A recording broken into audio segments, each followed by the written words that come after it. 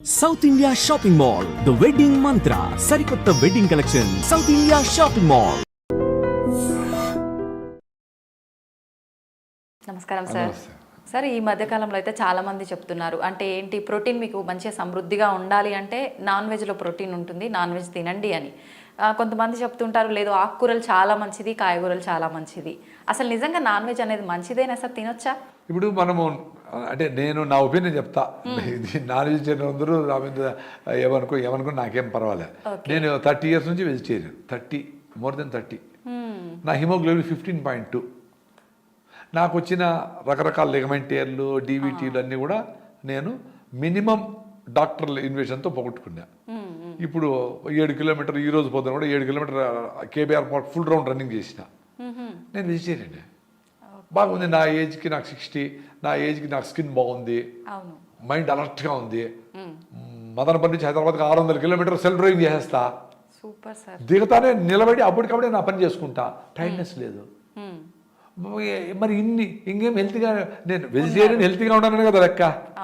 Non veg తింటేనే health వస్తుంది. Non veg తినలేదే, మరి హెల్త్గానే ఉన్నా కదా. రెండోది, మన వెజిటేరియన్స్ అనే దానికి 3 కారణాలు చెప్తా. అది నిజమా కాదని మీరు వెరిఫై చేసుకోండి. మన ఇంటెస్టైన్, వెజిటేరియన్స్ దేనికైనా ఇంటెస్టైన్, చిన్న పేగులు అనేవి లాంగ్ వస్తాయి. Small intestine is very long, 7 meters ఉంటుంది, 21 feet 22 feet ఉంటుంది. ఆవులకైనా మేకలకైనా అంటే లాంగ్ ఇంటెస్టైన్. రెండోది, వెజిటేరియన్ అనిమల్స్ అన్నీ నీళ్ళు తాగుతాయి.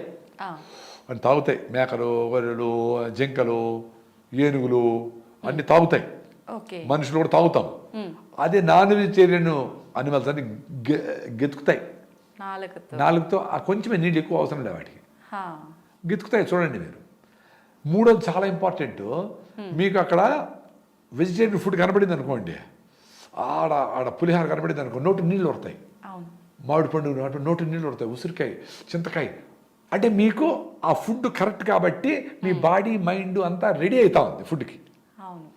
మీకు నాన్ వెజిటేరియన్ కోడిని కోసి లేదా చేపలను అట్ట పొట్ట కోసి అన్ని అటు పెట్టామనుకో, మీరు ఏం చేస్తారు? ముక్కు మూసుకుంటారు కదా.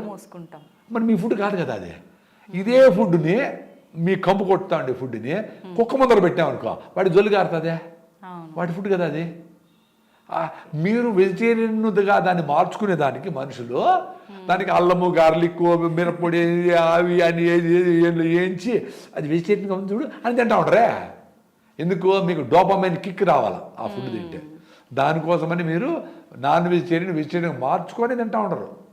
వెజిటేరియన్ తినడం లే. ఇంకొక కారణం ప్రకృతి పర్యావరణంగా ఏమి, 12 kilos ధాన్యము 1 kilo మాంసాన్ని తయారు చేస్తుంది.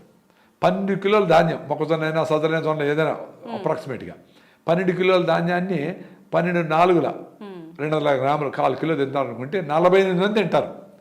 ఈ 12 kilos ధాన్యాన్ని 1 kilo మటన్ చేస్తా ఉండవు. సో 1 kilo ఇద్దరే తినేస్తారు. లేదు 4 తింటారు అనుకో, పోనీ 250 అనుకుంటే కూడా. సో 48 మందికి సరిపోయే భోజనము 4 తినేస్తా ఉన్నారు. రెండోది, ఈ ధాన్యం తయారు చేసేదానికి ఇన్ని నీళ్ళు కావాలి కదా. 1 లీటర్కి ఎంతో లెక్క నేను గుర్తులేదు, ఇలా మర్చిపోయినా. 1 kg తయారు కావడానికి ధాన్యము, రైస్కి అయితే 1300 లీటర్లు, మొక్కజొన్నకైతే కొంచెం తక్కువ ఏదో ఉన్నాయి. ఈ నీళ్ళన్నీ వేస్ట్ చేసి వాడి ధాన్యం తయారు చేసినాం. మళ్ళీ ఈ కోడినో మేకనో పెంచేదానికి దానికి మళ్ళీ ధాన్యం వేసి, దానికి ఫీడ్లు వేసి, గీళ్ళు వేసి, ఇవన్నీ వేసి దానికి ఇన్ని నీళ్లు వేస్ట్ చేసి వాడి మళ్ళీ దాన్ని తయారు చేసినాము. ఎంత కరెంటు, ఎంత న్యాచురల్ రిసోర్స్, ఎన్ని నది నీళ్లు, ఎంత రిసోర్సెస్ అవసరం ఏముంది? ఇది చెప్పేసి మనం నాన్ వెజిటేరియన్ మీ ఇష్టం, ఇంకా నేనే తినొద్దో చెప్పాలా, తిని హ్యాపీగా ఉండండి, మేము తినకుండా కూడా హ్యాపీగా ఉండాము. మేము ప్రోటీన్ కోసమని సాయంత్రం పొద్దున్నే ఓకే మిల్లెట్స్, పల్లీల చట్నీ, పల్లీలు మంచి ప్రోటీన్ కదా. ఇంకా పప్పు ధాన్యాలు ఫుల్గా పప్పు వేసుకొని కుమ్ముతాం వేసి బాగా. ఇంకా సాయంత్రం అయ్యేటప్పటికి శనగలు, అలసందులు, బొబ్బర్లు అంటారు ఆంధ్ర సైడ్, పెసలు, ఆ తర్వాత ఇది శనగలు, నల్ల శనగలు, తెల్ల శనగలు, ఇవన్నీ బాగా ఉడకబెట్టి దానికి బాగా తిరమాత పెట్టి ఆనియన్స్ వేసి, నిమ్మకాయ పిండి, కొబ్బరి తురుము వేసి ఇంత తిన్నామనుకో రోజు వస్తుంది కదా ప్రోటీను. ఓకే, కొబ్బరి తురుము కూడా వేసుకుంటారా? బట్ టేస్ట్గా ఉండేదానికి. ఓకే, కొబ్బరిలో ఫైబర్ ఉంటుంది. కొబ్బరి మీకు బ్రెయిన్ టానిక్ అని, బ్రెయిన్ టానిక్ కొబ్బరి. అందుకనే డాక్టర్ బిఎం హెగ్డే గారు కొబ్బరిని సూపర్ అన్నారు. మనమే కొబ్బరి తింటే కొలెస్ట్రాల్ వచ్చేస్తుంది అని చెప్పి అందరూ కొబ్బరి అనేది bad propaganda, wrong propaganda. Digestion problem కూడా ఉంటుంది, అరగదు కొబ్బరి తింటే అంటుంటారు సార్ చాలా మంది. అదే ఇప్పుడు మీరు ఏం పెడితే అది అరిగించాలి, మీ బాడీ రెడీ అవుతుంది, మీ సిస్టమ్ రెడీ అవుతుంది.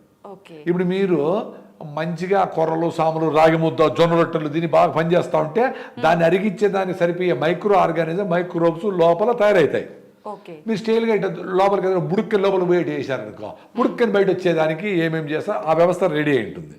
సో మీరు కొర్రలు, సాములు, జొన్న రొట్టెలు స్టార్ట్ చేశారనుకో, కొబ్బరి, శనగలు కొన్ని ఎక్కువ తినే స్టార్ట్ చేశారనుకోండి, ఏది స్ప్రౌట్స్ ఏదైనా వారానికి ఒక రోజు మీరు మొలకలు కూడా తింటే మంచిదే. వారానికి ఒక రోజే, రోజు కాదు. రోజు తాగితే గ్యాస్ ట్రబుల్ రావచ్చు. అవి తిన్నప్పుడు వాటిని డైజెస్ట్ చేయడానికి సరిపోయే మైక్రోబ్స్ ఆ సిస్టమ్ లోపల రెడీ కావాలి కదా. అది వారమో నెలలో పడుతుంది. అదే నాకు అరగలేదు నిలిపేస్తే ఎట్లా అరుగుతుంది? ఇప్పుడు చెరుకు పెట్టే గానిలో ఇనపరాడ్లు పెట్టామనుకో, రాయి వేసామనుకో, కరుగుతుందా? అంతే కదా. మీ సిస్టమ్ ఈజీగా అలవాటైంది, దానికి కాదు. కొన్ని రోజులు ట్రై చేయండి. 2 స్పూన్లు కొబ్బరి నూనె తాగండి పొద్దున్నే. బ్రెయిన్ టానిక్ అది. మనకు ముసలితనంలో వస్తుంది చూడు, డెమెన్షియా, పార్కిన్సన్స్, అదిరే రోగాలు, ఇట్లా వాటికన్నిటికీ కౌంటర్ అవుతుంది. పొద్దున్నే రోజు మీరు తాగండి కొబ్బరి నూనె 2 స్పూన్లు. చిన్నపిల్లలకు 1 స్పూన్, పెద్దలు 2-3 స్పూన్లు తాగండి. అది అద్భుతాలు చేస్తుంది. తర్వాత మీ బ్రేక్ఫాస్ట్తో పాటు 2 రోజులు నువ్వుల లడ్డు, 2 రోజులు పల్లీల లడ్డు, 2 రోజులు కొబ్బరి లడ్డు, ఇవి తాగండి. మీరు 1 మంత్లో 2% హిమోగ్లోబిన్ పెరుగుతుంది. ఇది అద్భుతం, ఇంకేం అవసరం లే. మీరు లడ్డు చేసే టైం లేకపోతే మీ బ్రేక్ఫాస్ట్ టేబుల్ మీదనే ఒక గ్లాస్ బాటిల్లో నువ్వులు కొద్దిగా వేస్తే టేస్ట్గా ఉంటాయి, ఫ్లేవర్ బాగుంటుంది. వేయించారు పెట్టండి.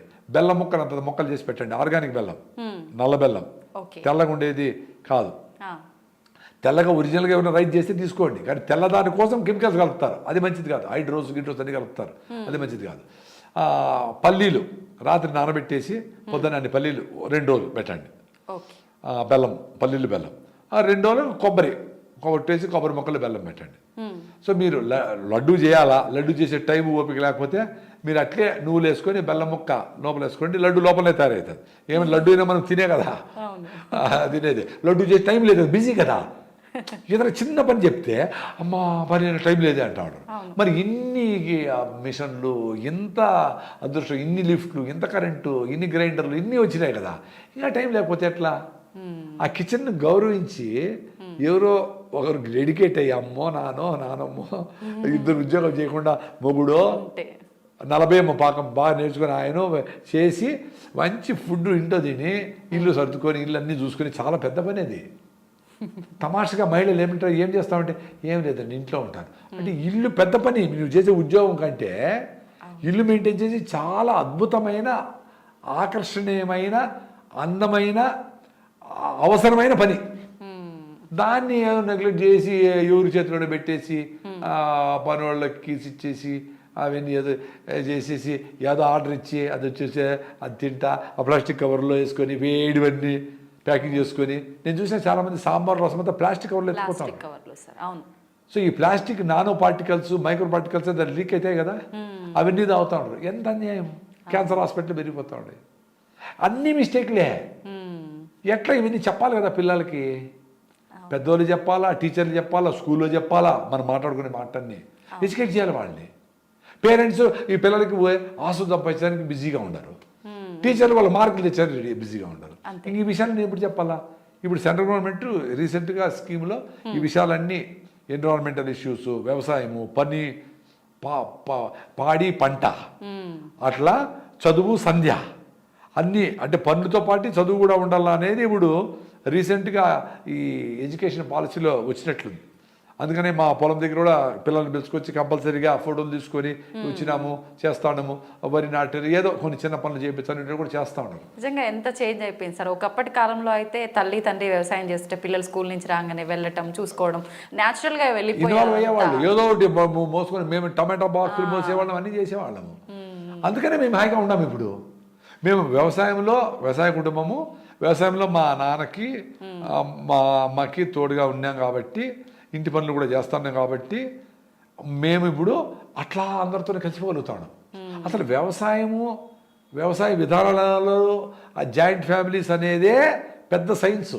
అవును. సో ఇవి వీటిలో కలిసి బతుకుతా ఉన్నాం కాబట్టి మాకెవరు సపరేట్గా పర్సనాలిటీ డెవలప్మెంట్ ఏం అవసరం లే. పర్సనాలిటీ డెవలప్ అయిన వాళ్ళతోనే కలిసి ఉన్నాం కాబట్టి ఆటోమేటిక్గా వచ్చింది మాకు. తెలిసిపోయింది. అవును. సో నాకు ఎవరు కొత్త పాత ఎవరు ఏం లే. ఏదో బస్సులో పోతా అంటే వాడికి ఏదో సమస్య నేనే ఎందుకు గుంతు రాగుంది థైరాయిడ్ ఏదో చెప్తా ఉంటా, మాట్లాడుతూ ఉంటా. మా పిల్లల ముందర ఏంది కొత్త వాళ్ళతో అంతా మాట్లాడుతుండవే, మాట్లాడేస్తావే అన్నాడు. కొత్త వాళ్ళతోనే కదమ్మా మాట్లాడాలా, వాడు దిగి వెళ్ళిపోతే వాడికి కూడా చెప్పేది. పాత వాళ్ళు ఎప్పుడైనా మాట్లాడవచ్చు చెప్తాను నేను. ఇప్పుడు అడగలే, ఇప్పుడు జనాలు అందరూ అలవాటు అయిపోయింది, ఇప్పుడు అడగరు ఎవరు. సో మనము కుటుంబం అనేది పెద్దది చేయాల. మీ భార్య బిడ్డలు పెంచేసి ప్రపంచమంతా నాదే చీమనోడు తొక్కకుండా పోవాలా అనుకున్నామనుకో, మీ భార్య భర్తను ఇంకా బాగా ప్రేమించవచ్చు. ఇంత ప్రేమ ప్రపంచాన్ని ప్రేమించేప్పుడు ఇన్ని టన్నులు ప్రేమ ఉంటే మీ భార్య బిడ్డ ప్రేమించేది పెద్ద పనే, చాలా ఈజీ కదా. అందరూ వేస్ట్ ఫెలోస్ వేస్ట్ అనుకొని ఇంటికి వస్తాను లవ్ డార్లింగ్ అంటే ఎట కుదురుతుంది, అది చెత్త ఆలోచన చెత్తది. I can love only my family అంటే మిగతా వాళ్ళందరూ ఏం గొర్రెలా. రిలేటివ్స్ ఏదైనా కష్టం వచ్చింది అనుకో, నాకు ఎవరు రాలేదు నేడుస్తూ ఉంటాడు. నువ్వు ఏమైనా కష్టం వచ్చి నువ్వు పోయినావా లేదు, మరి ఎట్లా ఎక్స్పెక్ట్ చేస్తావమ్మా? రాంగ్, ఈ సైకాలజీ రాంగ్. మా ఇంట్లో మేము చిన్నప్పుడు మా అమ్మ ఎవరైనా గెస్ట్ వచ్చారు అనుకో, ఎవరు ఏమైనా కూడా అది పనికి వచ్చింటే వాళ్ళు మాట్లాడే తీరుని బట్టే ఇరవై వేడి నీళ్ళు ఉంటాయి, అన్నం చేసి ఏదో చేసి పత్రం చేసి ఏదో దంచేసి ఏదో చేసి నూరేసి అన్న రెడీ ఉంది పోయి రానివాడు. మీరు ఉండారా, మీరు తింటారా, వచ్చినారా, మీరు తినేసి వచ్చింటారులే అన్న, ఈ మాట నేను లేవు. మీరు తింటా అంటే వంట చేస్తా, మీరు తింటారంటే వంట చేస్తా, ఏందిరా ఆయన ఏదో ఉన్నది మీరు తినే వచ్చినామా, అయినా కొంచెం తినేసిపోతున్నాండి, భోజనం వచ్చాము కొంచెం వేస్ట్ అయిపోతుంది తింటున్నాండి, ఇట్లా వర్డ్స్ వాడేవాళ్ళు.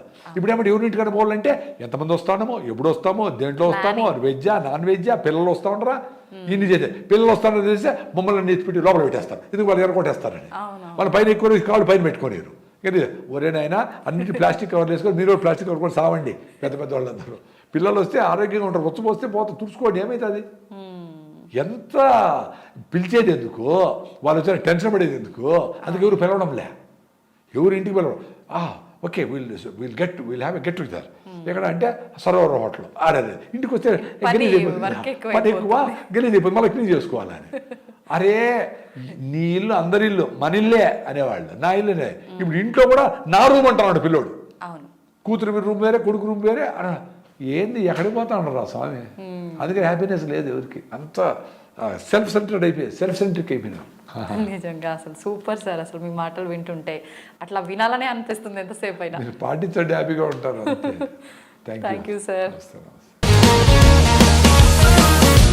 Sir, one life lesson what medicine has taught you. Whatever you can do without expecting.